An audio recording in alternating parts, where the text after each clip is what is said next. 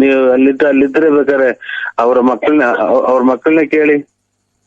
ತಿನ್ಲಿಲ್ವಾ? ತಿನ್ನೋದು ಅಂತ ಅಂದ್ರೆ ನಾನು ಪಕ್ಕದ ಪಂತೆಗೆ ಕುಂತಿದ್ರಲ್ಲ ಅವರು, ಅದೇ ಅವನು ಸಿದ್ದಪ್ಪ ಅಂತ, ನಾನು ಇದು ತಿರುಳು ಪೈಕಿ ಯಾವಾಗ ಸಕ್ಕತ್ತ ಕುಡ್ದ್ಬಿಟ್ಟು ಅಲ್ಲೇ ನನ್ ಮಗ್ಳೇ ಕಕ್ಕೆಂಬಿಟ್ಟ.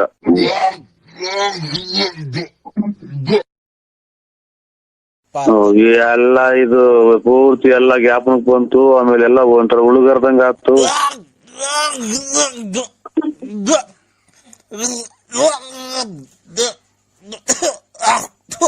ಯಾಕೆ ಸ್ವಾಮಿ? ಏನೇ ಊಟ ಮಾಡೋ ಟೈಮಾಗ ನರಸಿಂಹಣ್ಣ ನೀನು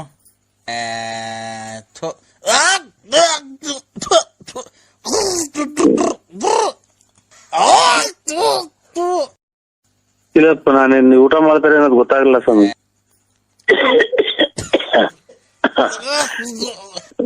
ಒಂದು ತಲೆ ಮ್ಯಾಕ್ ಎತ್ತಿ ಸ್ವಾಮಿ, ಆಮೇಲೆ ಹೊರಗಿರ್ ಹೋದಿರ ನೀವು ಹೊತ್ತು. ಇದು ತಲೆ ಮ್ಯಾಕ್ ಎತ್ರಿ, ಹಿಂಗೆ ಒಂದ್ ಸ್ವಲ್ಪ ಮ್ಯಾಕ್ ಆಕಾಶ ನೋಡಿ. ನಮ್ಮನ್ ಸಾಯ್ಲಿ ಅಂತ ಶಾಪ ಆಗ್ತಿದ್ಯಾ? ಅಲ್ಲಲ್ಲ, ಮನೆ ಬಡ್ಡಿ ಕೊಟ್ಟು ಕಂಡೋರ್ ಮನೆ ಹಾಳ್ ಮಾಡ. ಹಂಗಲ್ಲ ಸ್ವಾಮಿ, ನಾವ್ ಸಾಯ್ತೀವನೋ? ಕಷ್ಟಪಟ್ಟು ದುಡ್ಕೊಂಡ್ ತಿಂತಿರೋದ್ಲೈ ಬಗನೆ. ಆಯ್ತು ಸ್ವಾಮಿ, ಆಯ್ತಾಯ್ತು. ಯಾಕೆ ಆತರ ಮಾತಾಡ್ತಿದ್ಯಾ? ದೊಡ್ಡವ್ರ ಚಿಕ್ಕವ್ರನ್ನ ಬೆಲೆ ಕೊಡ್ತಾನೆ. ಬೈಕೊಂಡು ಮಾಡ್ರೆ ಮೂಗಕ್ ಬಾಯಿಗೆ ಬಂದ್ಬಿಡ್ತಾವೆ. ಅವಾಗ ಮ್ಯಾಗಡಿಗೆ ತಲೆ ಎತ್ತಬೇಕು ಅಂತ ಅದು ಸರಿ, ಹೊರ್ಗೋಗ್ತೀರಾ ಅಂತ ಕೇಳ್ತೀಯ ಬೋಳಿ ಮಗನಿ. ನಿನ್ನಂಗೆ ಅವ್ರು ಇರ್ತಾವ ಎಂತದ ಟ್ಯೂಬ್ ಆಗಿ ಬಿಟ್ಟಾರಲ್ಲ. ನಾವು ಕೇಳಿದೀವಿ, ಗಂಡ್ಸತ್ ಮುಂಡಿ ಇರ್ತಾವ, ದುಡ್ಡು ಇಸ್ಕೊಂಬಂದ್ ಫೈನಾನ್ಸ್ ಬಿಟ್ಟಂಗಲ್ಲ ಇಲ್ಲಿ. ಹಂಗಂತ ಇದು ಅವ್ರ ಅಚ್ಚುಕಟ್ಟಾಗಿದ್ರು. ಎಡೆ ಮುಂದಿಕ್ಕಿದ್ರಲ್ಲ ಇದು ಎಣ್ಣೆ. ಯಾಕೆ ಆತರ ಮಾತಾಡ್ತಿದ್ಯಾ? ಬತ್ತೆ ಊರಿಗೆ ಖಾಲಿ ಇಕ್ತಿ ಹಂಗಾರ ನೀನು? ನಾವೇನ್ ಕುಡುಕ್ ನನ್ ಮಕ್ಕಳ್ರನ್ನ? ಇವಾಗ ನಾವ್ ಹಂಗಂದ್ವ ಸ್ವಾಮಿ? ಇಷ್ಟು ವರ್ಷದಿಂದ ನೋಡಿದ್ಯಲ್ಲನಾ? ಮತ್ತೀಗ ಹೊರ್ಗೋ ಇವನ್ ಮಾಡುವಂತ ಯಾರ ನನ್ನ ಮಗ ಹೇಳಿದ್ದ ಫೋನ್. ಇವ್ರೆ ಯಜಮಾನ್ರೆ, ಅವ್ರ ಬಡ್ಡಿ ಕೊಟ್ಟು ನಮ್ಮನ್ನಕ್ಕೆ ಅವ್ರ ಮನೆ ಗೀಸ್ಕೊಂಡು ತಿನ್ಕೊಂಡು ಬೋಳಿ ಮಾ ಕೆಲ್ಸಕ್ ಹೋಗ್ದಂತ ತಿರ್ಗ. ಇವ್ರೆ ಯಜಮಾನ್ರೆ, ಒಂದು 50,000 ರೂಪಾಯಿ ದುಡ್ಡು ಬೇಕು, ಕೊಡ್ತೀರಾ? 50,000 ರೂಪಾಯಿ ದುಡ್ಡು ಬೇಕು. ಬಾರಲ್ಲೇ ಕೊಡ್ತೀನಿಲೇ. ಏನಾಯ್ತು ನಿಂದು? ನಂದೇನು ಇಲ್ಲ, ಇದು ಮಾತೇ ನಂದು ಗ್ಯಾರಂಟಿ. ತಡಿಯಲ್ಲೇ ಇದಲ್ಲ, ಇದು ನಾವು ಇವಾಗ ಇಷ್ಟೆಲ್ಲ ಜನಕ್ಕೆ ದುಡ್ಡು ಕೊಟ್ಟಿದೀವಲ್ಲ, ಬರೀ ಅವ್ರ 50 ರೂಪಾಯಿ ಕೊಡಕ್ಕೆ ಹಿಂದು ಮುಂದೆ ನೋಡಂತಾರ ನೀವು. ಹುಚ್ಚೆ ಕರ್ಮಿ ಹಿಡಿಯರು ಅಂತಂದಾಗ ನಾನು ಮನೆಗೆ ಒಡವೆ ಅಡ ಇಕ್ಕಿ ಕೊಟ್ಟಿರೋದು ಕಷ್ಟಗಳಿಗೆ. ನೀನ್ ಯಾರು ಅಂತ ಇಂಥವ್ರಿಗೆ ಕೊಟ್ಟಿಲ್ಲ, ಒಳ್ಳೆ ಗೌಡ್ರುಗಳಿಗೆ ಅವ್ರ ಜಮೀನಿರೋರಿಗೆ ಕೊಟ್ಟಿರೋದು.